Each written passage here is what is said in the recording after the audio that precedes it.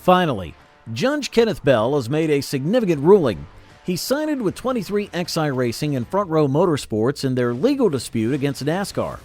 This decision challenges the legitimacy of NASCAR's new charter agreement for the 2025 season.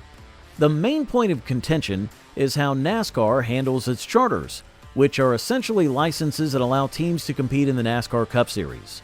Teams argue the NASCAR system is restrictive and unfair.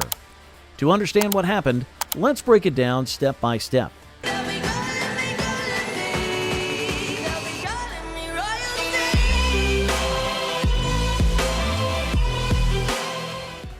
First, 23XI Racing and Front Row Motorsports filed a lawsuit against NASCAR, claiming that its charter agreements violated antitrust laws. A preliminary injunction was granted, giving these teams temporary relief. This allowed Front Row Motorsports to purchase a charter from Stewart Racing without NASCAR's approval. For those who don't know, a charter is critical for teams because it guarantees them a spot in the races and ensures they receive a share of the prize money. NASCAR didn't take this lightly and filed a motion to delay the injunction. They argued that allowing this injunction to go into effect would harm their ability to manage the sport. Judge Bell reviewed NASCAR's concerns, but ultimately denied their request for a delay. This means the injunction is now in place, giving 23XI Racing and Front Row Motorsports the ability to act on their charter plans for the 2025 season. Here's why this is important. NASCAR's charter system is like a closed club. Teams need NASCAR's approval to buy, sell, or transfer charters. The court's decision disrupts this structure, giving teams more freedom to make deals without NASCAR's interference. For Front Row Motorsports, this is a win because they can now finalize their purchase of a charter from Stewart Racing. This ensures their participation in the 2025 Cup Series. But the story doesn't end here.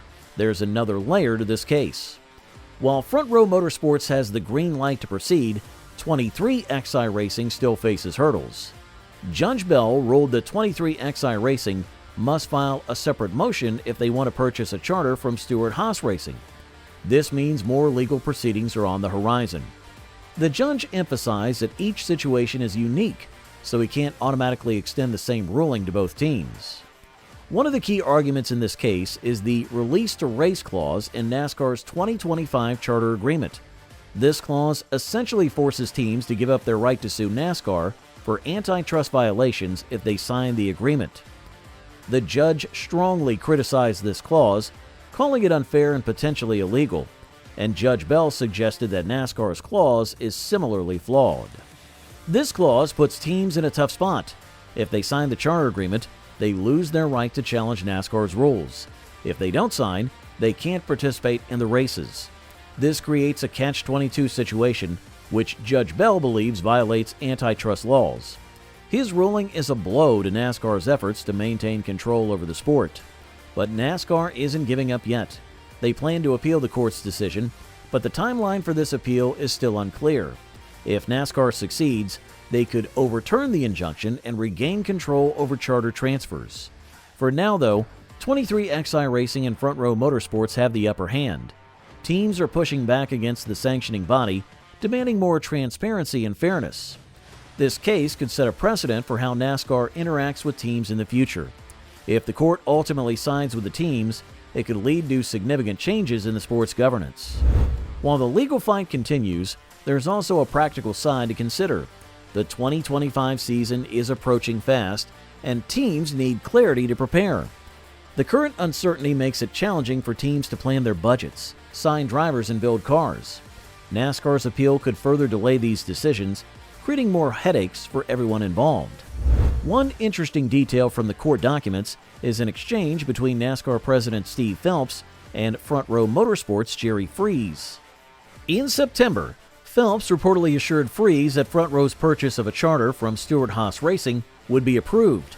However, NASCAR changed its stance after Front Row filed the lawsuit. This contradiction raises questions about NASCAR's consistency and fairness in handling charter agreements. Now, this decision could open the door for other teams to join the lawsuit. Many industry insiders are speculating about the potential ripple effects if NASCAR's appeal against this decision fails. If more teams decide to attach themselves to the lawsuit, it could create a united front against NASCAR. Historically, one of NASCAR's strengths in negotiations has been the division among teams. Larger teams like Hendrick Motorsports have different priorities and budgets compared to smaller teams, making it hard for all chartered organizations to agree on collective actions. This lack of unity has given NASCAR significant leverage in negotiations, but the recent ruling has the potential to change that dynamic. The possibility of other teams joining the lawsuit is a hot topic among fans. Some argue that teams should have taken a stand earlier instead of waiting for legal precedents to be set. Others believe that it's better late than never, as a collective effort could lead to meaningful changes in the sport. The language used by Kessler, fighting for a more competitive and fair sport for everyone involved, is central to this discussion. A sport can only truly be competitive if every team, regardless of size or budget, has an equal opportunity to succeed. This case is not just about legalities, but also about the principles of fairness and equality. If the injunction stands, it could force NASCAR to revisit its charter agreement and address the concerns of its teams. Such a development would mark a significant shift in the balance of power between NASCAR and its teams. The legal implications of this case are vast. If NASCAR loses its appeal, it could set a precedent that other teams could use to challenge the organization's practices. This could lead to broader changes in how NASCAR operates, potentially benefiting teams and fans alike. For years, NASCAR has enjoyed a dominant position in the sport, often making decisions that teams had little choice but to accept.